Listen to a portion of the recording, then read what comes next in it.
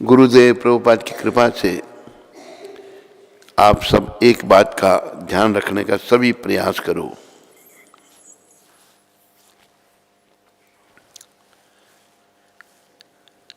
पहली बात तो ये मनुष्य शरीर मिला है भगवत प्राप्ति के लिए, तो भगवत प्राप्ति कैसे होगी? भगवत प्राप्ति होगी, भगवान परम शुद्ध हैं। परम शुद्ध भगवान को पाने के लिए हमें भी शुद्ध होना पड़ेगा।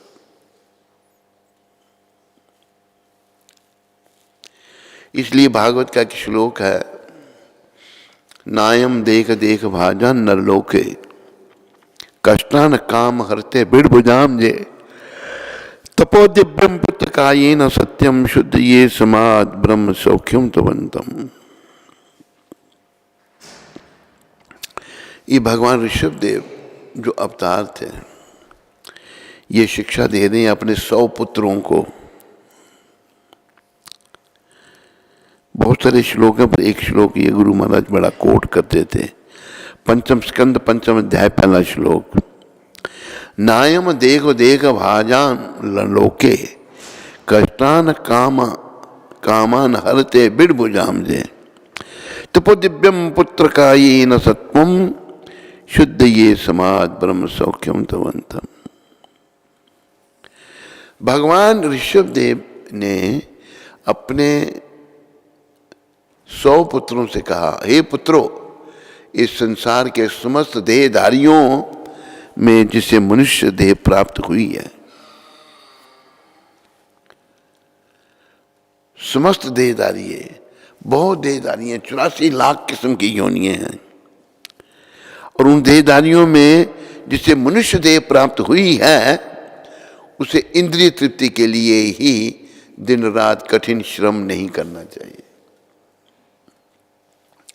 जिससे जो मनुष्य की शरीर मिली है उसको देर रात इंद्रियों को तर्पण के लिए ही काम नहीं करते रहना चाहिए, क्योंकि ऐसा तो मल खाने वाले कुकर सुकर भी कर लेते हैं। ये जो इंद्रियों का तर्पण है ये तो कुत्ते और सुअर, कुकर सुकर, वो भी कर लेते हैं।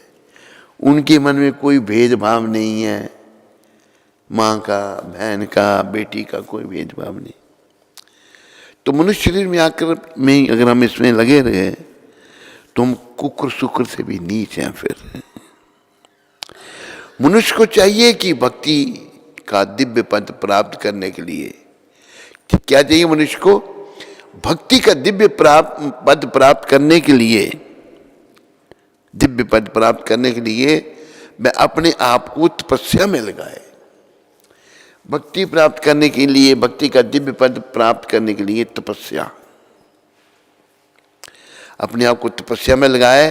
ऐसा करने से उसका हृदय शुद्ध हो जाएगा, और जब वह इस पद को प्राप्त कर लेता है तो उसे शाश्वत जीवन का आनंद मिलता है, जो भौतिक आनंद से परे है और अनावृत टिकने वाला है। तो 100 पुत्रों को ये ज्ञान भगवान ऋषभ ने दिया। हम इंद्रियों का तर्पण क्यों करते हैं? इसमें थोड़ा सा सुख मिलता है, पर ये परिणाम में दुख है। अभी देखो उदाहरण है,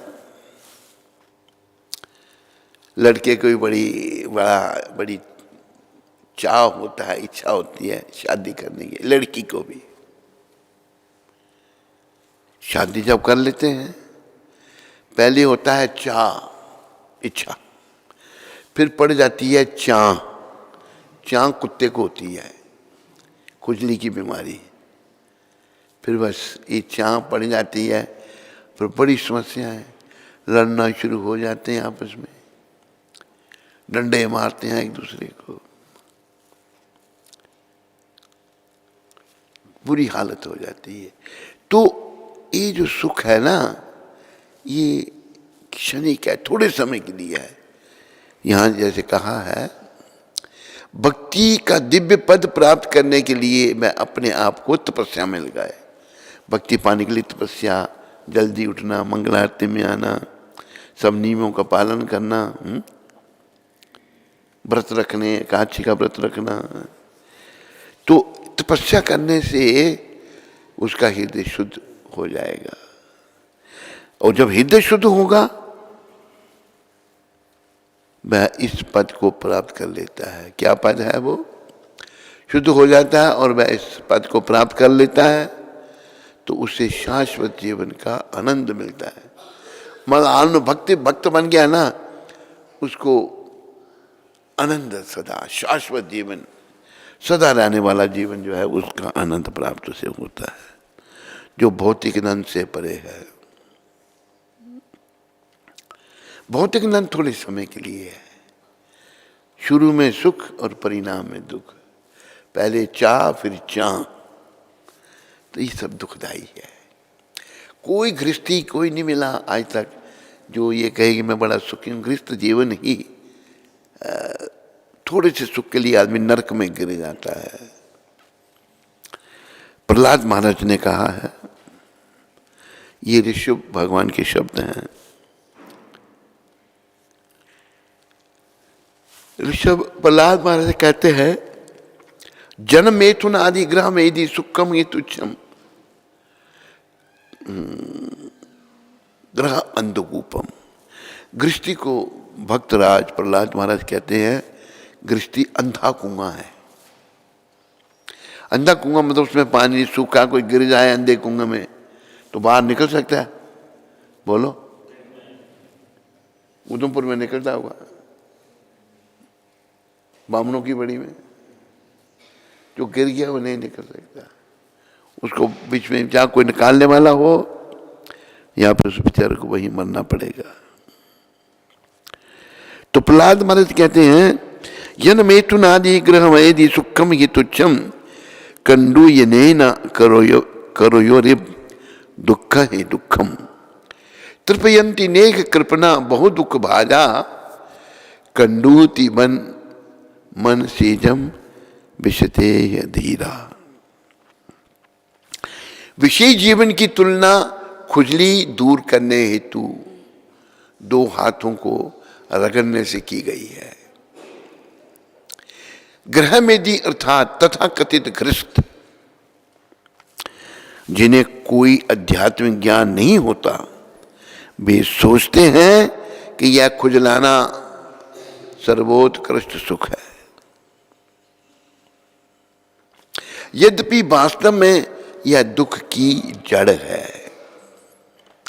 कृपण जो ब्राह्मण से सर्वथा विपरीत होते हैं, बारंबार इंद्रिय भोग करने पर भी तुष्ट नहीं होते, किंतु जो धीर हैं और इस खुजलाहट को सह लेते हैं, उन्हें मूर्खों तथा धूर्तों जैसे कष्ट नहीं सहने पड़ते।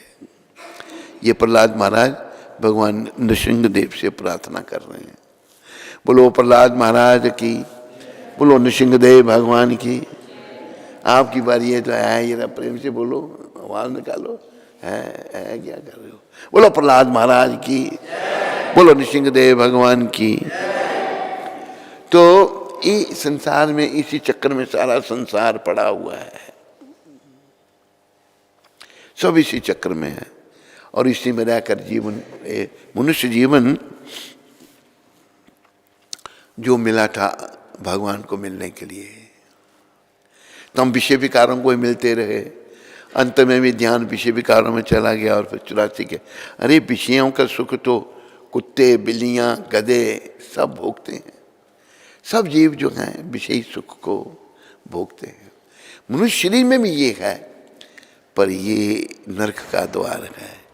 इस शरीर में हमें तपो दिव्यम तपस्या करनी है।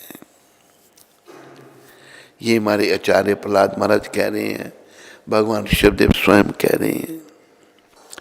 तो सुख तो मनुष्य चाहता है, लेकिन सुख है पता नहीं है कहाँ।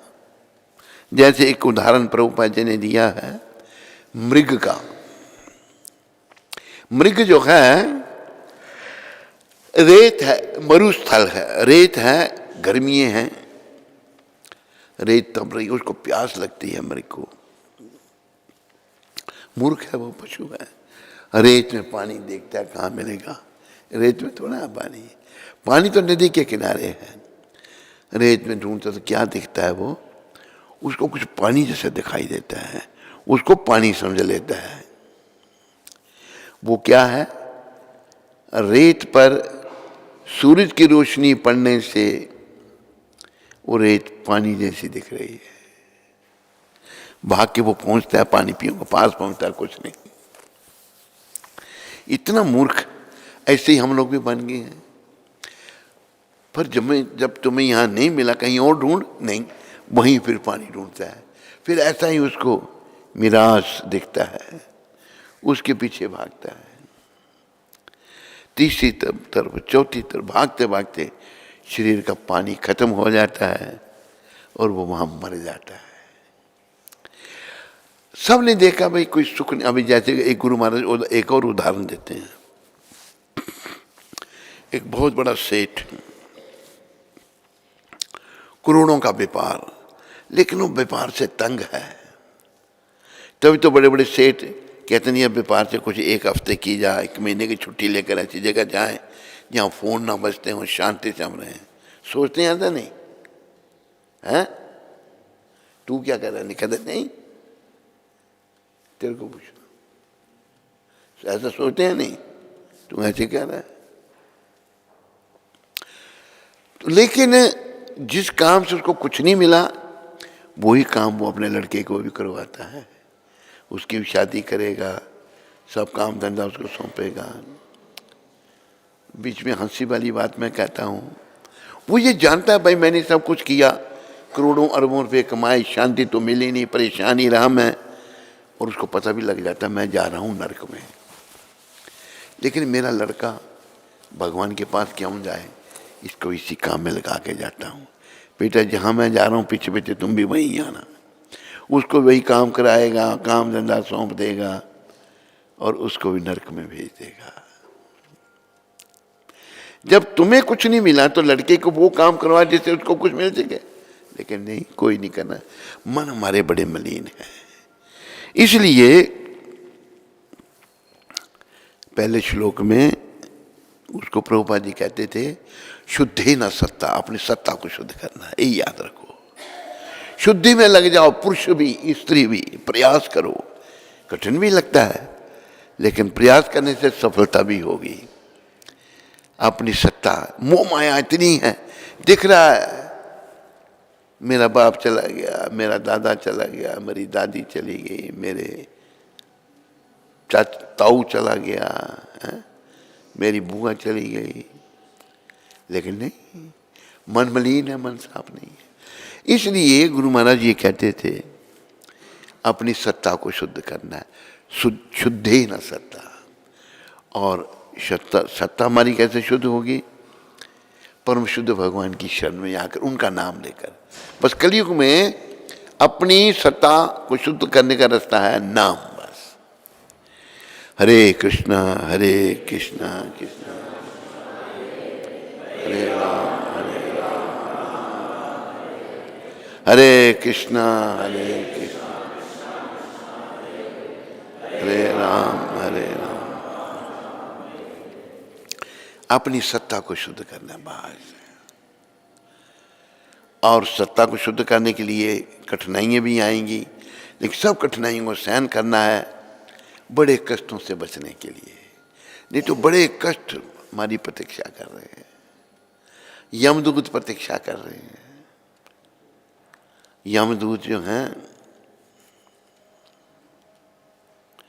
वो जैसे शब्द कहे हैं ना,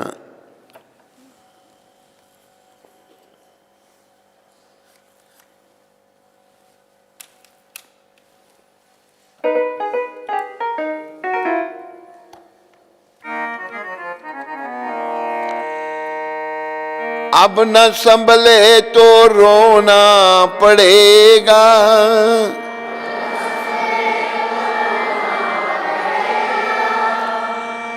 नरक में गर्क होना पड़ेगा।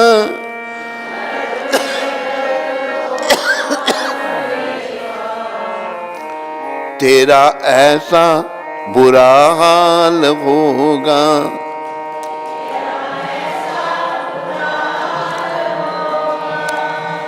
जो बताने के काबिल नहीं है,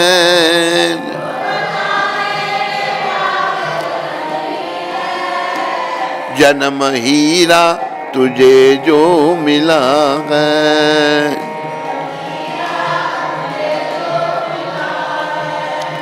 ये गंवाने के काबिल नहीं है।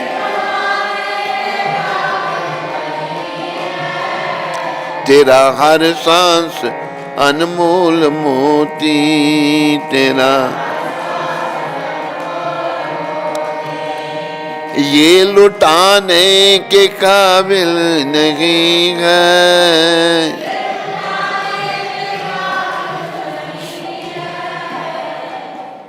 ये हमारे श्वास, ये जन्म, इसकी तुलना हीरों से की है। जन्म हीरा तुझे जो मिला है, ये गंवाने के काबिल नहीं है। तेरा हर सांस अनमोल मोती, ये श्वास जो है ना अनमोल मोती, इस एक श्वास की कीमत जो लुटाने के काबिल नहीं है। तो ये एक एक श्वास अनमोल है। कोई आदमी अरबोपति था, मर गया, उसका लड़का रो रहा है, डॉक्टर खड़े हैं, डॉक्टर कहता है कि तुम्हें कितना पैसा चाहिए, मैं देता हूँ, मेरे पिताजी को जिंदा कर दो। मेरे पिताजी मुझे बेटा कह के पुकारे। दुनिया की दौलत लगाने से एक श्वास वापस नहीं आ सकती। एक किसान था, उसकी फसल पक गई थी।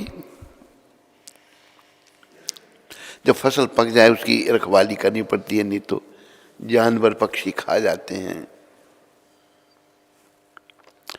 तो वो वहाँ क्या करता था, पक्षियों को उड़ाता था। गुलेल उसके पास थी और पक्षी उड़ाने, पक्षी उड़ जाते थे गुलेल लगने से। तो एक दिन वो थोड़ा खड़ा खड़ा थक गया, बैठ गया, जमीन को खुरेदने लगा तो उसमें से एक बर्तन निकल आया। अपनी किसान की बुद्धि से सोचने लगा, मेरे पूर्वज भी यहीं खड़े होकर पक्षियों को उड़ाते होंगे, ये बीच में उन्होंने पत्थर, उसमें पत्थर डाले हैं, पत्थर पड़े होंगे। वो उनमें से पत्थर निकाल निकाल करके पक्षियों को उड़ाने लगा। उसकी पत्नी भोजन लेके आ गई उसके लिए। तो उसका छोटा बच्चा था, उसको नीचे रखा उसने और पति को भोजन कराने लगी। वो बर्तन जो उसको मिला था अभी किसान को, वो भी वहां पड़ा था। बच्चे ने उसमें हाथ डाला, उसमें एक पत्थर बचा था, वो पत्थर बच्चे ने हाथ में ले लिया, उससे खेलने लगा बच्चा। बच्चों को आदत होती है कुछ भी ले मुंह में डालेंगे, वो कभी पत्थर को मुंह में डालें, कभी बाहर निकाल लें। ऐसे कहते उसकी पत्नी ने अपने पति को भोजन कराया और बच्चे को उठा के चली गई। वो चली गई, बच्चे को छोड़ दिया, बच्चा खेल रहा है उस पत्थर से। उसके घर के आगे से एक जोहरी गुजरा। जोहरी जिन्हें पत्थरों की पहचान होती है, उसकी नजर उस पत्थर पर पड़ी, वो रुक गया वहां पर। उसकी मामी के पास थी, कहती ये बच्चे के हाथ में जो पत्थर है मुझे दिखाओ। दिखाया, कहते जानते हो ये क्या है? कहते नहीं। कहते ये अनमोल लाल है, इसकी कोई मूल्य अंकन नहीं कर सकता। एक लाल अनमोल है। तुम लोगों को जितना पैसा चाहिए मैं देता हूं, ये मेरे को दे दो। उसने उसे लिया, भागती हुई आई पति के पास। इस बर्तन में से पत्थर जो था, एक जोहरी खड़ा है, वो कहता है कि अनमोल लाल है ये, और तुम्हें जितना धन चाहिए मैं दे सकता हूं, ये मुझे दे दो। तो भाई ये बर्तन तो भरा हुआ था उस पत्थरों से।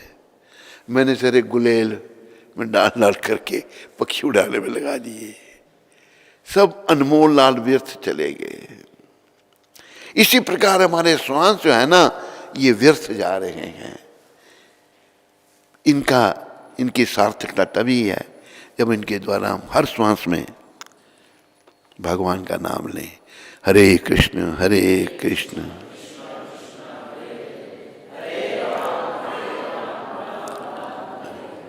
हरे कृष्ण हरे कृष्ण।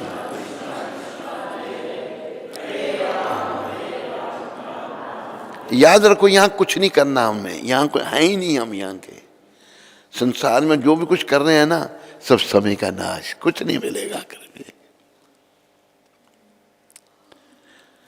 कितनी मतलब पॉलिटिक्स करके इंदिरा गांधी को प्राइम मिनिस्टर का पद मिला था, क्या ले गई साथ में? शरीर भी पड़ा है वहीं पर, शरीर भी छोड़ना पड़ा। भौतिक कुछ भी मिला, ये काम नहीं आने वाला। काम तो केवल भाई भगवान आएंगे, उनका नाम आएगा। इसलिए कहा है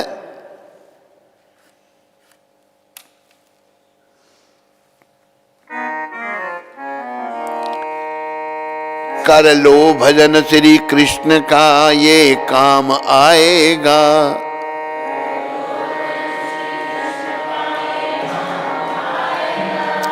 छूटेंगे धन व जन मगर ये साथ जाएगा।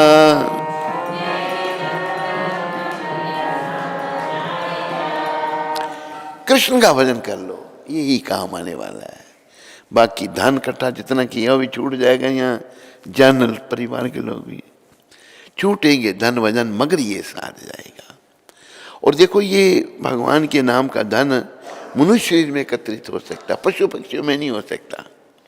खाते सोते बच्चे हैं, उनके रक्षा भी करते हैं, लेकिन भजन नहीं कर सकते।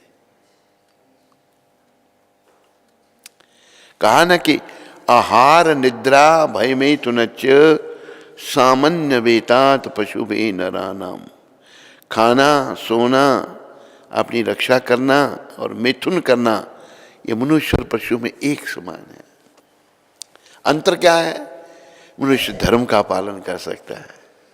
धर्म क्या है? भगवान के नियम, बस यही विशेषता है।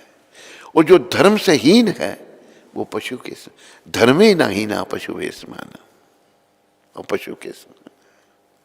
तो आज का मानव जो है पशु बनता जा रहा है, भगवान का नाम नहीं ले रहा। और पशु की गति क्या है? पशु को आवागमन में 84 के चक्र में जाना पड़ेगा।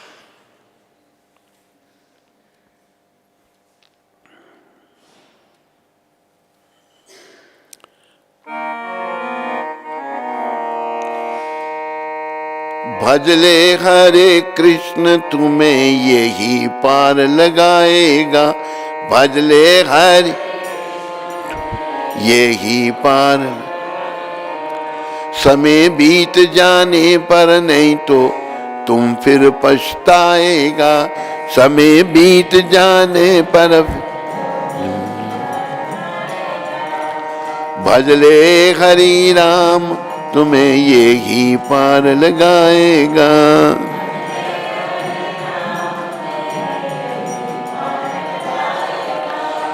यमदूत ले जाएंगे कोई नहीं छुड़ाएगा। यमदूत ले भजले हरे कृष्ण तुम्हें यही पार लगाएगा। भजले हरे कृष्ण।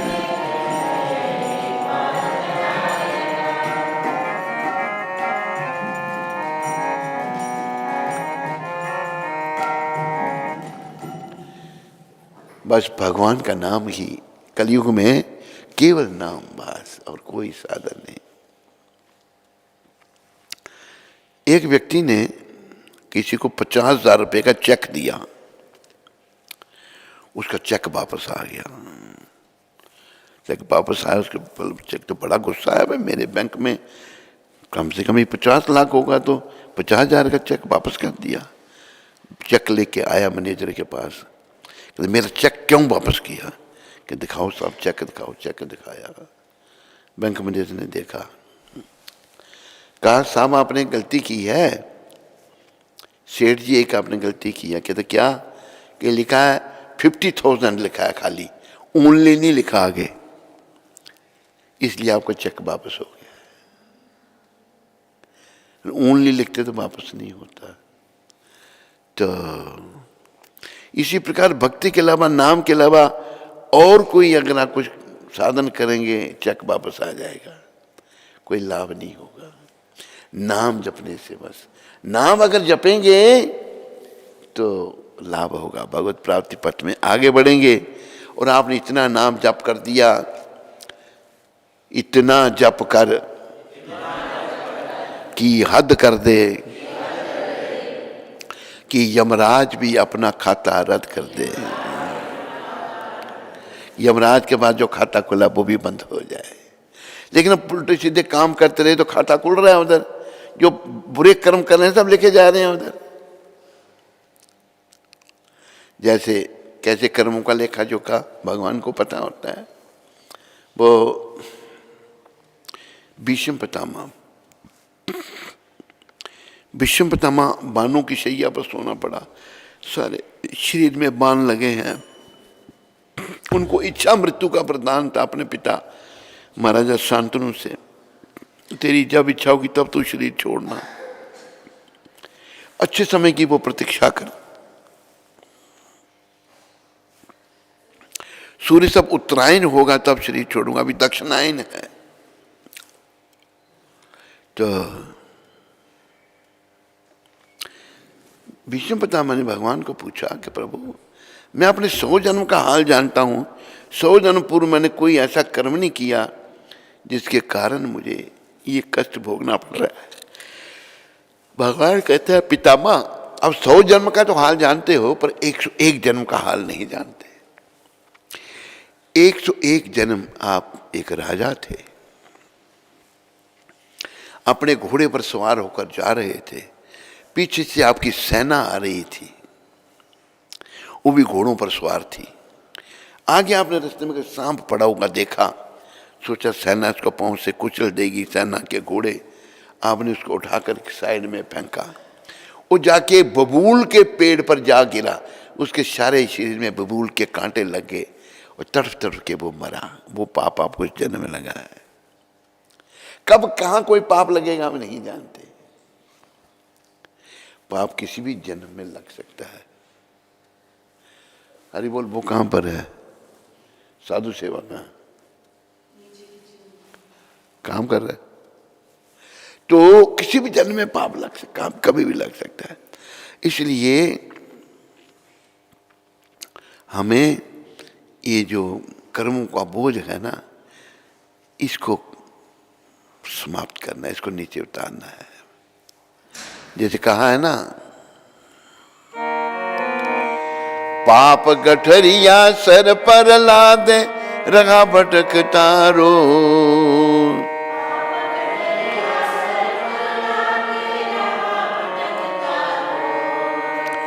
प्रेम सहित राधा माधव की किया न कुछ भी खो,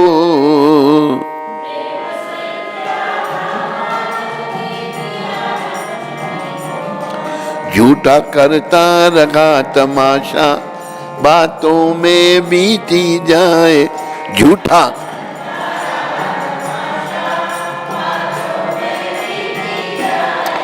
तेरी हीरे जैसी श्वासा बातों में बीती जाए, तेरी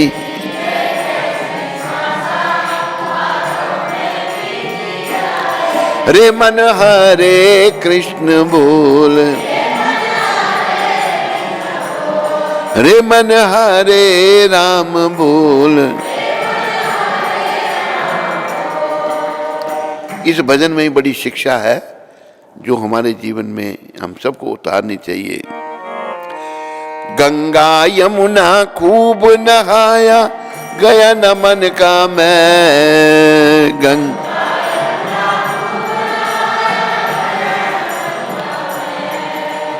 घर धंधों में लगा हुआ है यूं कोल्हू का बैल,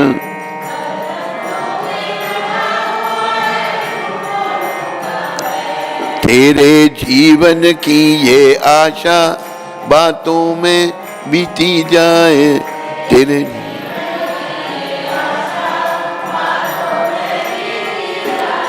रे मन हरे कृष्ण बोल, रे मन हरे राम बोल।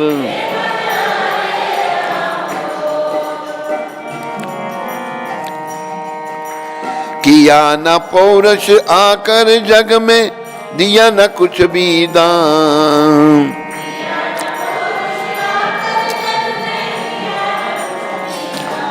पुरुषार्थ नहीं किया, ना दान दिया। मेरी तेरी करता करता निकल गया ये प्राण।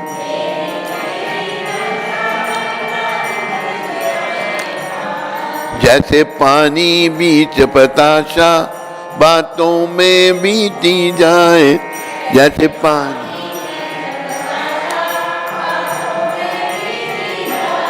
रे मन हरे कृष्ण बोल, रे मन हरे राम बोल।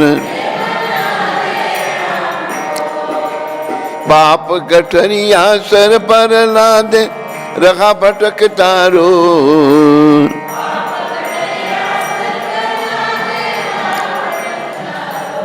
देखो, हम ठीक तरह से सोच क्यों नहीं सकते? पाप किए हैं हमने, पाप हमारे सरों पर है, वो हमें ठीक सोचने नहीं देते। इसलिए भक्ति में लगे रहने से क्या होगा? पाप धीरे धीरे कम होंगे, बुद्धि शुद्ध होगी, तो फिर हम बुराइयों की तरफ नहीं जाएंगे। कृष्ण भक्ति ही जीवन है। अभी आदमी ठीक तरह क्यों नहीं सोचता? अभी जैसे नोएडा में घटना घटी थी, एक आदमी ने गरीबों के 4-5 बच्चे मार दिए थे और गटर में फेंक दिए थे। फिर पकड़ा गया वो बदमाश है।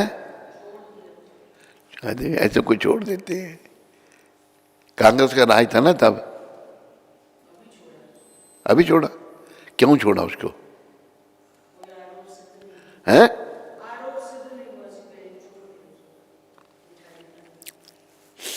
ये बड़ी कमी है। तो आदमी जब पाप करता है ना, पाप पाप को जन्म देता है, पाप पुण्य को जन्म नहीं देगा। इसलिए पापों से बचो और मृत्यु की सदा चिंता करो। मृत्यु आ रही है, अगर आप भक्ति करके शुद्ध नहीं हुए तो यमदूत हमको यम पाश में बांध करके ले जाएंगे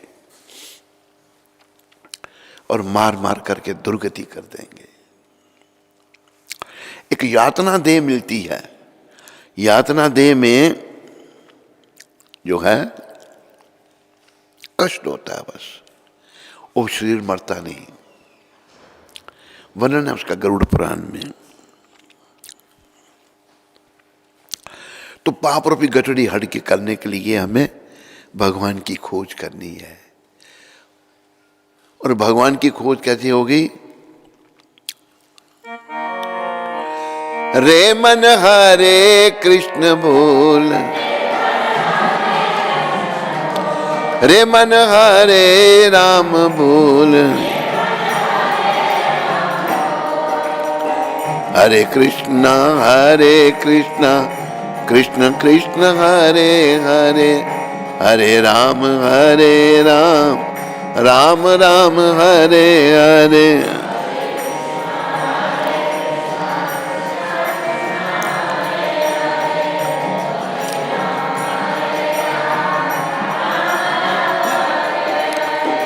हरे कृष्ण कृष्ण कृष्ण हरे हरे, हरे राम राम राम हरे।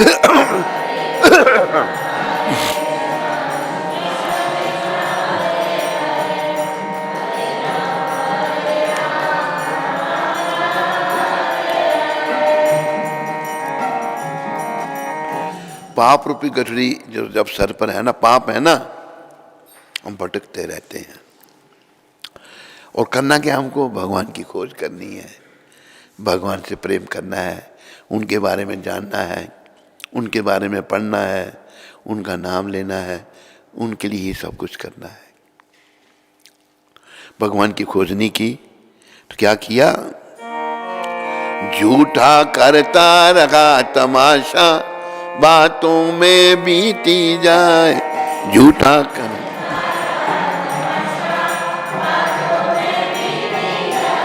रे मन हरे कृष्ण बोल, रे मन हरे राम बोल, तेरी हीरे जैसी श्वासा, बातों में बीती जाए, तेरी हीरे।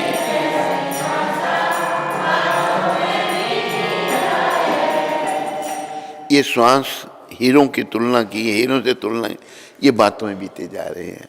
देखो भजन के अलावा जो भी श्वास हमने इधर उधर लिया ना, उसका नाश हो गया, उसका सदुपयोग नहीं हुआ। और जितने श्वास जा रहे हैं ना, ये वापस नहीं आएंगे। गिनित श्वास है हमारे, उतने ही लेंगे हम, ज़्यादा नहीं ले सकते। तो हर श्वास में हमें भगवान का नाम लेना, हर श्वास में, कभी भूलना ही नहीं उनको। ऐसी परिस्थिति हो जानी चाहिए, दो मित्र आपस में मिले बड़े दिनों के बाद, एक दूसरे को पूछता है कि इतने दिनों के बाद आप मिले हमको, कभी इन दिनों में कभी याद किया आपने हमको? वो कुछ सोच रहा है,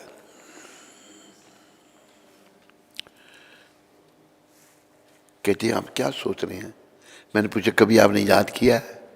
सोच रहा, जवाब नहीं दे रहा। कहते अब क्या सोच रहे हैं? कहते मैं ये सोच रहा हूं मैं भूलना कब था आपको। भूला ही नहीं, ऐसा होना चाहिए भगवान के साथ, कभी भगवान को भूलना ही नहीं, वही जीवन की सफलता है। लेकिन जब मोह माया पड़ जाते हैं, भूल जाते हैं भगवान, कहने यही सब कुछ है। झूठा करता रहा तमाशा। हम जब छोटे थे तो हमने एक मदारी देखा, मदारी के पास उसका झोला था, तो उसको कभी नीचे मारता, इसमें कुछ है, तो उसमें से वो 1 रुपया निकालता, चांदी का ऐसे करता दिखाता हमको, ऐसे करके दिखाया, तोड़ के 2 बना दिए, उसके 2 के 4 बना दिए, 4 के 8, बस 8 से ज्यादा नहीं। तमाशा ये क्या है, मदारी का तमाशा। झूठा करता रहा तमाशा, बातों में बीती जाए, तेरी हीरे जैसी श्वासा, बातों में बीती जाए, रे मन हरे कृष्ण बोल। ये जो श्वास जा रहे हैं वापस नहीं आने वाले, जिन श्वासों में नाम ले लिया वो तो सार्थक होके, बाकी सब व्यर्थ में हो गए। बाकी मदारी वाला तमाशा जो कर रहे हैं ना, को मिलना कुछ भी नहीं इससे, करो जो मर्जी तमाशा, मिलना कुछ नहीं। मिलेंगे यमदूत, यमदूत तो मार मार के दुर्गति कर देते हैं। फिर आगे कह रहे हैं लेखक, नस नस में प्रति रोम रोम में राम रमा है जान, नस नस में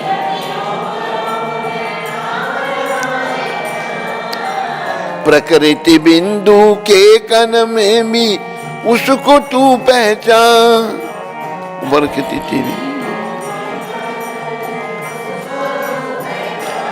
उससे मिलने की अभिलाषा, बातों में बीती जाए, उनसे मिलने की। रे मन हरे कृष्ण बोल, रे मन हरे राम बोल।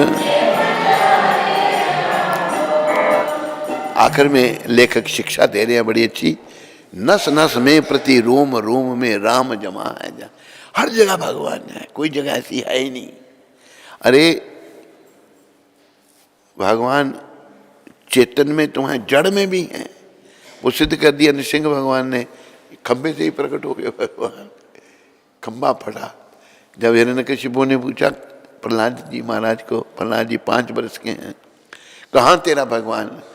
पिताजी वो सर्वत्र है, देखता हूँ तेरे को कैसे बचाता है। इस खंबे में भी है, इसमें भी है। जोर से गदा मारी, खंबा फटा, उसी में से भगवान नृसिंहदेव प्रकट हो गए। भगवान जो है कण कण में भगवान। हरे कृष्णा हरे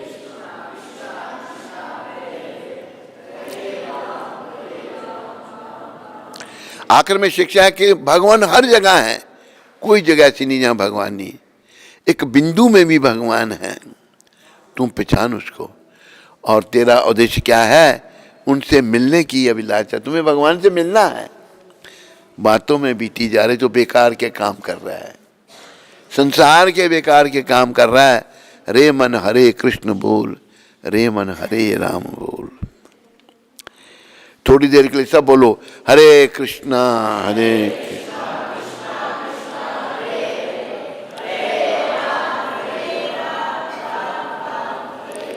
सारे बोलो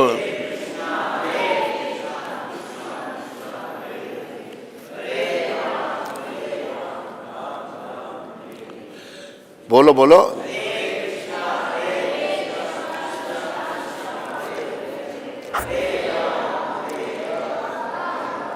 याद रखो, चाहे मनुष्य का चोला चाहे स्त्री का चोला मिला है, बस काम एक ही है, भगवान को पाना, प्रभु प्राप्ति करना, अपनी सत्ता को शुद्ध करना। जितने खाने पीने सोने में लगे रहेंगे उतनी सत्ता अशुद्ध होती जाएगी। शुद्ध है ना सत्ता, अपनी सत्ता को शुद्ध करना है। क्योंकि जब परीक्षा का समय आएगा संसार से जाने का, सत्ता अगर हमारी शुद्ध हो गई और हम भगवान को सदा याद रखते होंगे, फिर कोई चिंता नहीं है। भगवान का नाम लेते हुए देह का जब त्याग करेंगे तो भगवत धाम को जाएंगे, गोलोक धाम की प्राप्ति करनी है। पर बातों से नहीं हो सकती, उसके लिए मेहनत करनी पड़ेगी। बोलो वैकुंठ लोक की जय, बोलो गोलोक धाम की, बोलो पतित पावन शिला प्रभुपाद की। तो आज है 25 फरवरी, कितनी? आज 26 है। 26 फरवरी को ये शब्द प्रभुपाद जी ने कलकत्ता में कहे थे। पहले कलकत्ता कहता, अभी कोलकाता, कलकत्ता कोलकाता, कोलकाता में कहे थे। यदि कोई तुम्हारे पैर पकड़कर तुम्हारे सिर नीचे करके लटका दे तो वह आरामदायक स्थिति नहीं है। यह पूरा संसार ऐसा ही है, यह कष्टदायक है, यह उल्टी परछाई जैसा है। तालाब के तट पर पेड़ होता है और उसकी परछाई पानी में दिखाई देती है, किंतु वह वास्तविक नहीं होती, वास्तविक पेड़ ऊपर है। इसी प्रकार सच्चा आनंद, सच्ची वस्तुएं, यह सब आध्यात्मिक जगत में है। भौतिक जगत में सब कुछ झूठा है, नश्वर है। प्रभुपाद जी उदाहरण दे रहे हैं नदी के किनारे पेड़ का। पेड़ ऊपर को है और नदी में ऐसे दिख रहा है, उल्टा दिख रहा है, शाखाएं नीचे को दिख रही हैं। वो सब ऐसे ही परछाई है, असली पेड़ खड़ा हुआ है। तो संसार में ये सब परछाई जैसा है। तो यहाँ दुख है। प्रभुपाद कहते हैं अगर कोई तुम्हारे पैर पकड़कर तुम्हारे सर नीचे करके लटका दे तो वह आरामदायक स्थिति नहीं है। पैर पकड़ उल्टा लटका दे तो दुखी हो जाए। यह पूरा संसार ऐसा ही है, दुखों का घर है। यहाँ सुख मत खोजो, यहाँ भगवान की खोज करो। जब भी कभी समझ में आ गई, जब जागे तब सवेरा। तू सो रहा है यहाँ बैठकर, हैं? तेरे घर से कोई पार्सल आया भी नहीं।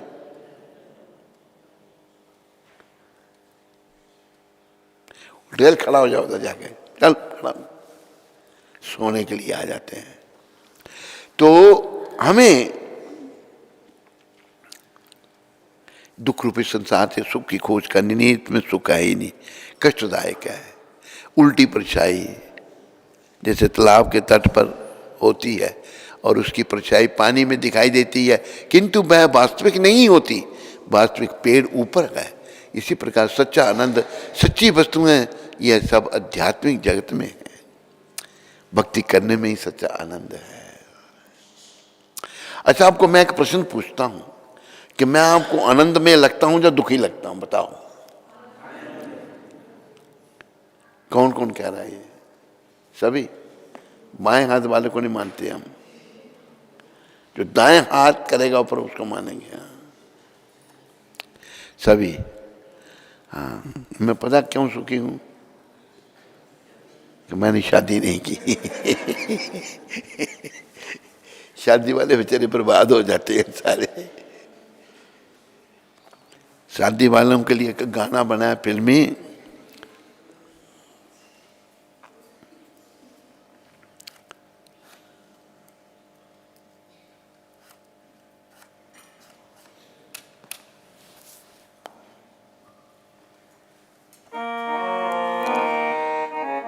एक दो लाइन फिल्मी गाने की सुनाता हूं।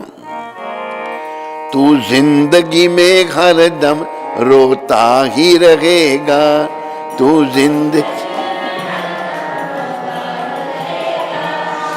जिंदगी में हर दम रोता ही रहेगा।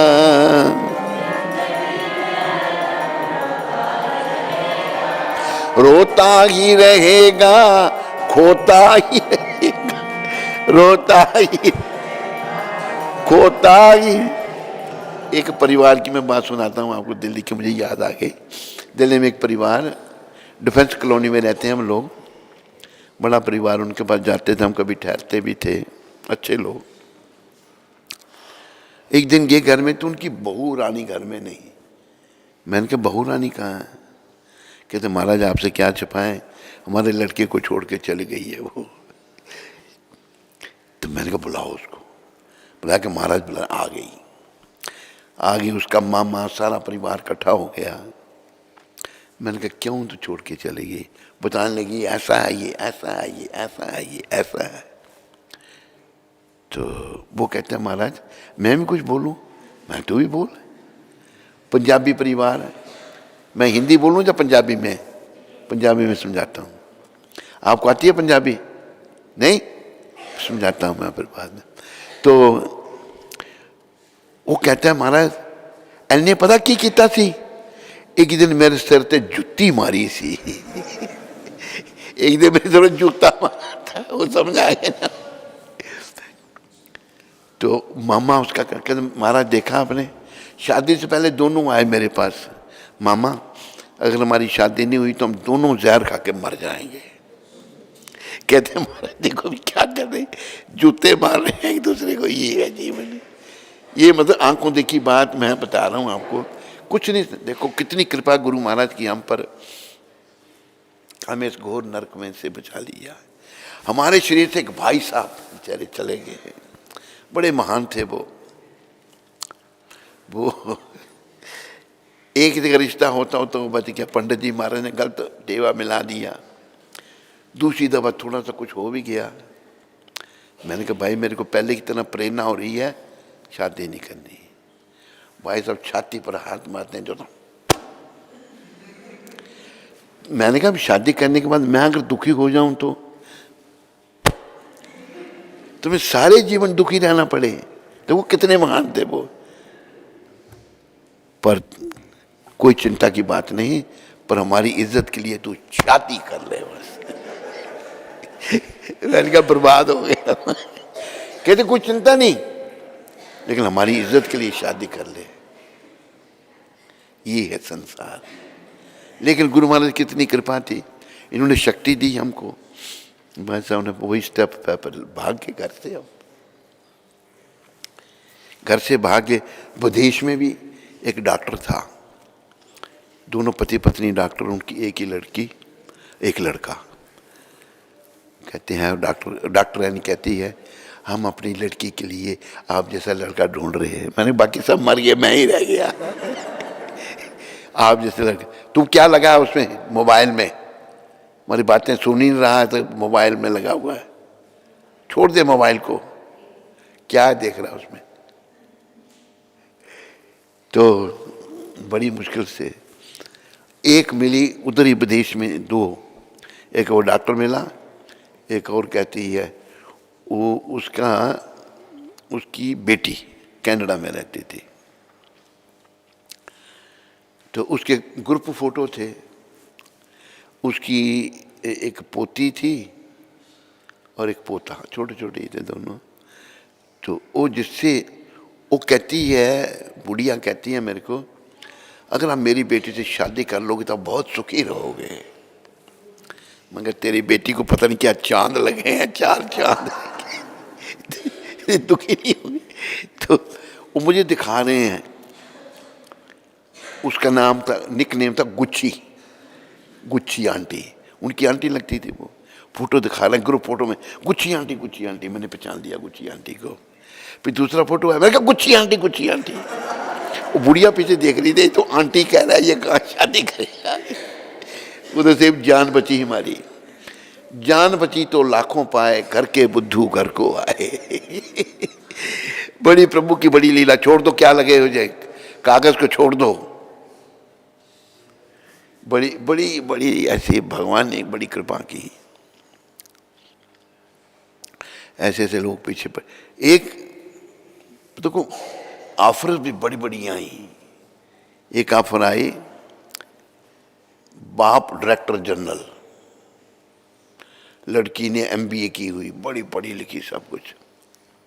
मैंने घास नहीं डाला उसको, सोचने लगे क्या बात है, घास मेरे को नहीं डाल रहा है, कोई लिफ्ट नहीं दी। तो कहती है मेरे को, even if you are in 40s I don't mind. वो 20s में और मैं 40s में, तो मुझे कोई चिंता नहीं, मैं ये तो पीछे ही पड़ गई है।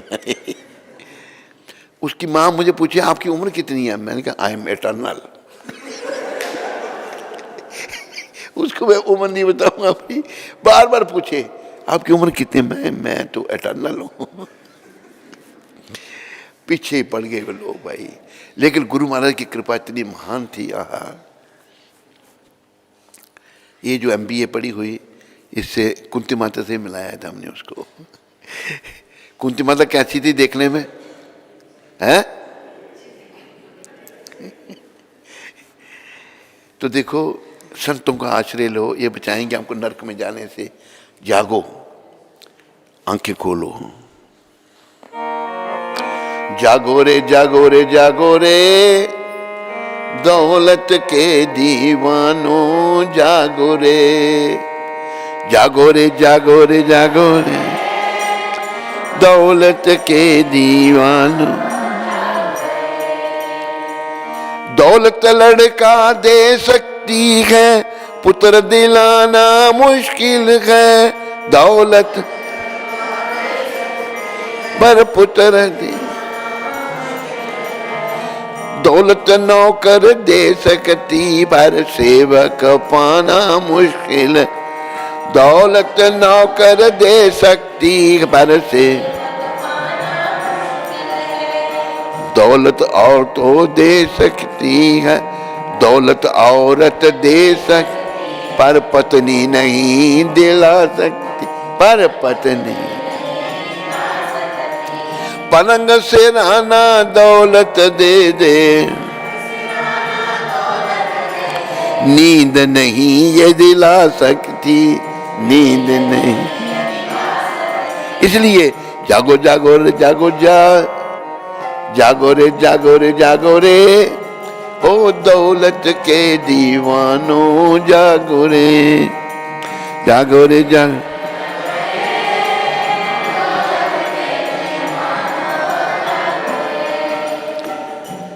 देखो पैसे के पीछे हम पड़े हैं, पैसा किसी काम का नहीं, बस भगवान। लक्ष्मी के पीछे मत पड़ो, नारायण श्री कृष्ण के पीछे पड़ो, उसी हमारा जीवन सफल होगा। बोलो पतित पावन श्रील प्रभुपाद की। ये संसार दुखों का घर है, सुख तो हरि चरणों में है। हिम्मत करो, प्रभु चरणों में आ जाओ।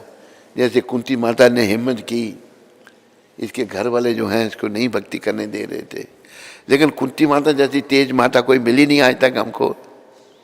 घर वाले कहने लगे तेरी शादी करेंगे, कहते कर दो, फिर नहीं कहना कि 2 से 1 रह गए। क्या मार दोगे मैं उसको? बोले तो मारना नहीं भाई, नहीं करेंगे तेरी शादी। तो सब बर्बादी है, कुछ नहीं, संसार में बर्बादी बर्बादी। इसलिए अब ना संभले तो रोना पड़ेगा, नरक में गर्क होना पड़ेगा। उससे बचने के लिए भगवान की शरण में आओ। तेरा ऐसा बुरा हाल होगा जो बताने के काबिल नहीं है। जन्म हीरा तुझे जो मिला है ये गंवाने के काबिल नहीं है। तेरा हर सांस अनमोल मोती ये लुटाने के काबिल नहीं है। इन्हीं शब्दों के साथ आप सबका धन्यवाद। हरे कृष्ण।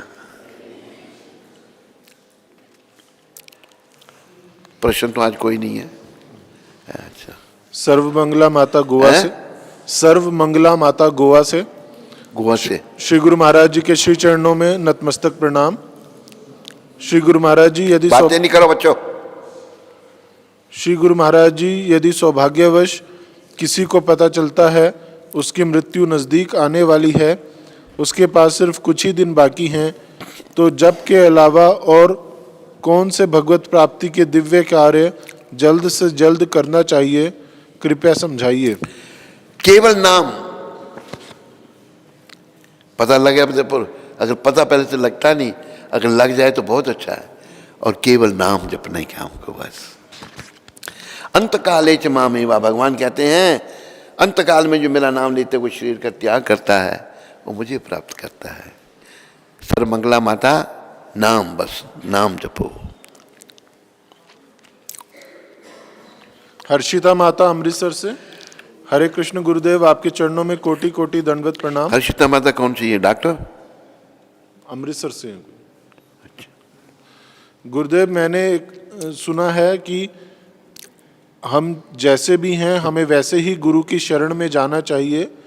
गुरु हमारा सुधार स्वयं ही कर देते हैं, चाहे प्यार से या मार से। परंतु गुरुदेव, कई बार अपने दोष देखकर ऐसा भी लगता है कि अभी तो गुरु की शरण में जाने की भी योग्यता नहीं है। तो फिर गुरुदेव, हमें पहले क्या करना चाहिए?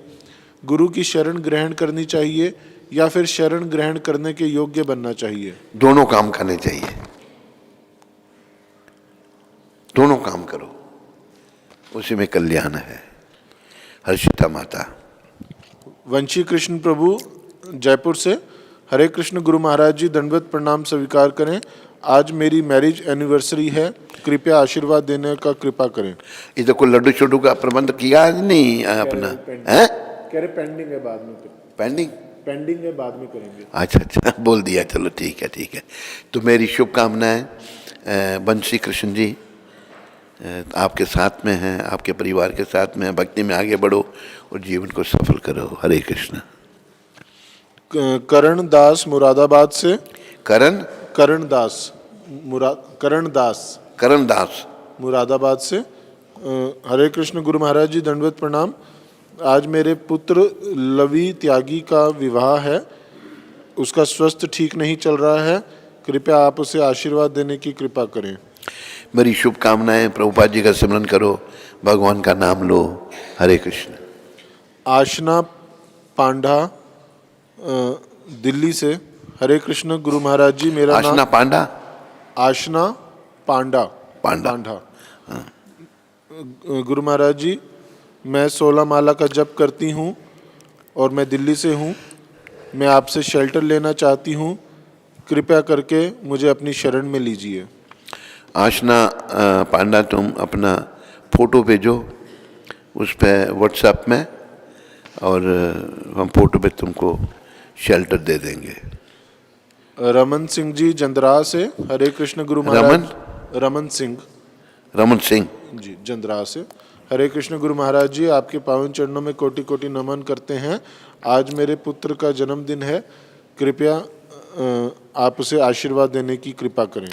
रमन सिंह जी, मेरी शुभकामनाएं, भगवान का नाम जपो, जीवन सफल करो। हरे कृष्ण।